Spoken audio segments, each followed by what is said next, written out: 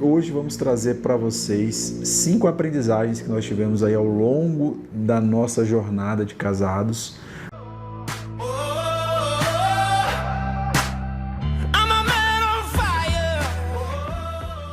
Olá, eu sou o Anderson, homem casado. Eu sou Jaqueline, esposa do homem casado. A primeira aprendizagem que nós chamamos de princípio é basicamente o seguinte: tenha Deus, o amor a Deus acima do amor ao seu cônjuge, ou seja, tenha Deus em primeiro lugar. Como isso aconteceu na nossa vida? Veja bem, nós não estaríamos juntos hoje se nós não tivéssemos Deus em primeiro lugar. Conta um pouquinho dessa história, amor. Bom, nós tivemos a nossa experiência com o amor de Deus na juventude, tínhamos uns 16 para 17 anos, e a partir daí tomamos a decisão para a vida toda de que não abriríamos mão da presença de Deus em nossas vidas. Então, a partir daí, tudo que nós fizemos na nossa vida foi sempre colocando Deus em primeiro lugar. Sempre reconhecendo a nossa limitação e colocando nossa confiança naquele que é perfeito, naquele que pode realizar em nós aquilo que nós não conseguimos. Então, quando tive clareza de que eu queria me casar, de que eu tinha a vocação ao matrimônio, eu já tinha isso em mente. Eu quero um homem que ame mais a Deus do que a mim. Um homem que aprenda a amar com o amor. Que aprenda a amar a Deus e dê a mim um amor que Ele colheu do coração de Deus. Isso é tão sensacional, porque a Jaque guardou um diário que fala, né, amor? Diário espiritual. O diário dela, e no ano de 2003 nós participamos do mesmo encontro para jovens e tal, juntos, aqui em Brasília, né? E naquele encontro, ela escreveu no diário dela, né, que Deus a chamava para ser missionária a partir de um casamento, a partir de uma experiência de casamento. E eu, a partir daquele encontro, fui para um seminário fazer uma experiência, que nós chamamos de experiência vocacional, para discernir se o meu chamado, a minha missão de vida seria ser um padre, um sacerdote. E veja que isso foi em 2003. Nós nos conhecemos em 2010. E nos conhecemos em 2010 na igreja. Basicamente, o que a Jaqueline disse há pouco realmente aconteceu na nossa vida e nós só nos conhecemos basicamente por isso. E aí no casamento, como é que funciona essa verdade? Um casal sem espiritualidade, sem Deus como fundamento, corre o risco de tornar o outro simplesmente uma coisa. O que eu quero dizer com isso? Nós temos essa tendência de coisificar aquilo que é sagrado. E nós só conseguimos manter o sagrado do outro quando nós temos Deus. Porque Deus é que deu ao homem, né, essa alma imortal.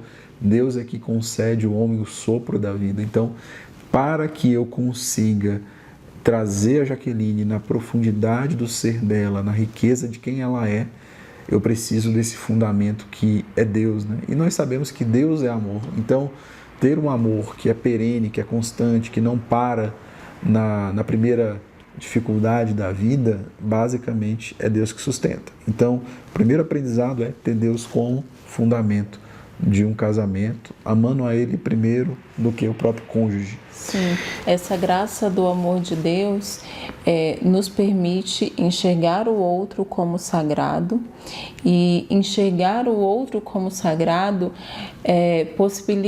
nos inspira, na verdade, a cuidar do nosso relacionamento, do nosso casamento como algo de fato sagrado como ele é.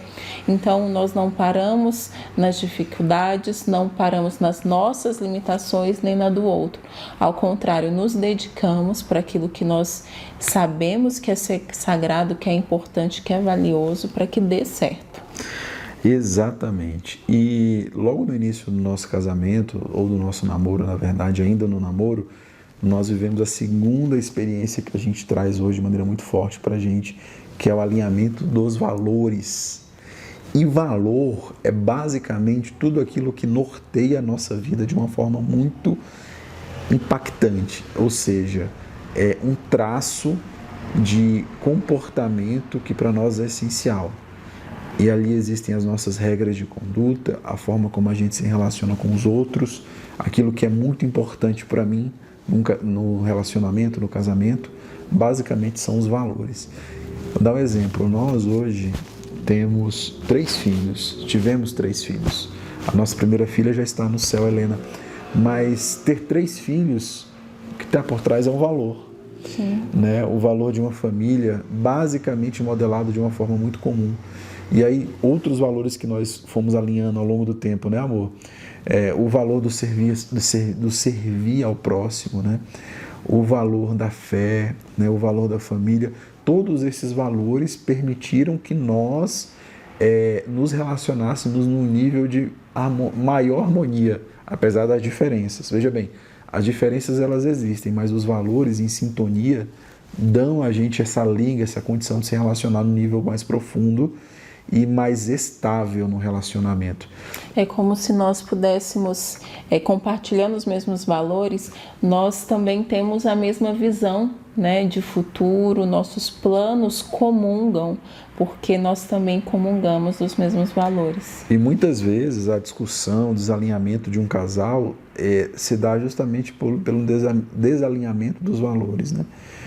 Muitas vezes o homem não tem clareza sobre os seus valores, sobre aquilo que realmente é importante, e ele se vê chocado, ou ofendido, ou constrangido, ou incomodado com algumas atitudes da sua mulher e não entende o porquê. Muitas vezes é um conflito de valores. E aí, quais são os seus valores? Ou a mulher que cobra do marido aquilo que para ela é importante, aquilo que para ela é um valor, mas o marido não valoriza aquilo porque para ele não é importante, não é um valor. Então, ter os valores alinhados favorece a unidade do casamento, favorece a harmonia matrimonial. Perfeito. E a terceira aprendizagem, o terceiro princípio é: torne-se quem você é e inspire o outro também a ser aquilo que ele é. Basicamente, vencer aquela tentação no início do casamento de querer fazer com que o outro seja o que eu quero. Nós vivemos isso muito forte no início do casamento. A Jaqueline tinha, por mais que nós tivéssemos os valores alinhados, ela tinha uma compreensão muito forte em relação a alguns valores e queria que eu alinhasse exatamente da forma como ela esperava, né, amor? Sim, é aquele conflito dos hábitos, da criação diferente, são Sim. Duas vidas completamente diferentes que se unem. Então nós tínhamos hábitos diferentes, tínhamos uma visão diferente daquilo que nós esperávamos para a família. Nós queríamos uma família, desejávamos ter filhos, embasar nossa família nos princípios cristãos, mas o meu entendimento de família era diferente. Então eu esperava do Anderson algo e ele esperava algo de mim que era completamente diferente. Então nós precisamos, a partir do diálogo, compreender melhor um ao outro para que desse certo, né? E basicamente é fantástico isso, à medida que a gente vai se trabalhando, não só na compreensão, mas eu enxergando como eu poderia ser melhor e trabalhando isso, né? A Jaqueline foi se sentindo cada vez mais, né, amor? Motivada, inspirada, e a mesma coisa, né? Em determinadas áreas da nossa vida, a Jaqueline foi buscando aperfeiçoar, buscando melhorar de maneira muito clara o relacionamento, a forma de educar os nossos filhos, e eu fui aprendendo com ela a forma de lidar com a família, com os familiares, né, amor? Sim. Na questão profissional, na carreira, eu fui buscando, né, um pouco assim, com mais intensidade, fui inspirando, levando a Jaqueline a buscar. Então, em vez de cobrar, em vez de jogar no outro aquilo que você acha que ele deve ser, por que você não se torna uma pessoa melhor? Porque é mais difícil, né? Eu sei, é mais difícil, mas com certeza o resultado é melhor. Procure ser melhor e você vai inspirar o seu cônjuge, você vai inspirar a sua esposa a ser melhor, cara. É isso aí. E o quarto tenha conversas sinceras. Cara, como é difícil a questão do diálogo no casamento, né? Pô, fala um pouquinho sobre isso. O diálogo, na verdade, é a carta na manga para a resolução de qualquer conflito. Porque no diálogo nós vamos compreender o outro, precisamos estar abertos a isso, na verdade, né? E existe um grande perigo aí, porque muitas vezes o diálogo pode se tornar uma discussão. Para que isso não aconteça, um e outro precisam estar abertos à escuta, precisam acolher aquilo que o outro está trazendo na conversa e compreender aquilo que ele está trazendo. Não dá para você saber, num relacionamento, para que as coisas caminhem, é preciso saber o que está no coração, o que está na cabeça do outro, o que um e outro esperam. E isso não se dá por telepatia. Isso se dá pela conversa, pelo conhecimento, e nesse conhecimento tem um grande prêmio, né? Um grande fruto, que quanto mais nós conhecemos o outro, mais nós amamos, porque não dá para amar aquilo que nós não conhecemos, né? E quanto mais nós conhecemos um ao outro, mais o amor cresce, mais a admiração cresce, mais fecundo se torna o casamento. Fantástico isso, porque acho que o diálogo entre o homem e a mulher, nós temos naturezas diferentes, né? A maneira de dialogar é diferente, a expectativa no diálogo é diferente. E quando aqui em casa, né, vou usar os braços agora, a gente foi fazendo esse alinhamento, né? No diálogo, né, a nossa relação ela melhorou muito, né? E uma coisa que a gente foi aprendendo com o tempo é dialogar, identificando as necessidades sem ofender a identidade do outro, né? Por exemplo, uma coisa eu falava assim: Jaqueline, você é preguiçosa, falando da identidade dela. Outra coisa eu falava: amor, eu preciso que você acorde mais cedo. Claro que isso aqui em casa acontece ao contrário, tá? Mas é diferente. Então, você entender que o outro, ele é tão valioso, tão importante na sua vida, aquela pessoa, que vale a pena você usar as melhores palavras, né? Buscar a melhor forma de se comunicar. Se você olha para sua esposa, pensa na sua esposa e fala de qualquer jeito com ela, eu queria te convidar a refletir. Como é que você fala com seu chefe? Como é que você fala com seu colega de trabalho? Você pensa 2 vezes na melhor palavra? Isso também vale a pena quando nós tratamos, né, da nossa esposa, né, do nosso relacionamento conjugal. O Anderson também tem uma fala muito interessante quando nós temos alguma discussão, algum conflito.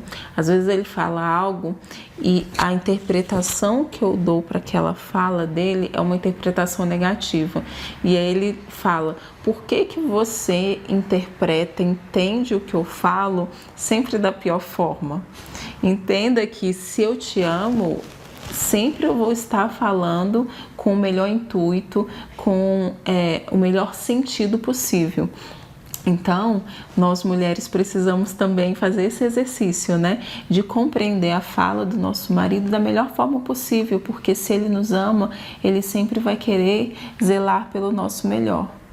Perfeito. E o 5º princípio, aprendizagem é: viva a sua missão e valorize e apoie a missão do seu marido, da sua esposa. Basicamente, aqui a nossa vida hoje no isolamento social, com os nossos filhos em casa, home office, vários projetos acontecendo.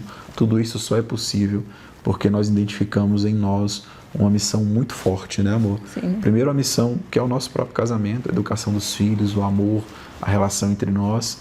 E segundo, a missão para o mundo, né? Para transformar o mundo. O que a gente está fazendo aqui nesse horário da noite, com os nossos filhos ali já dormindo, mas parece que já estão acordando, é basicamente um desejo genuíno de realizar uma missão, de ajudar outros casais a serem melhores.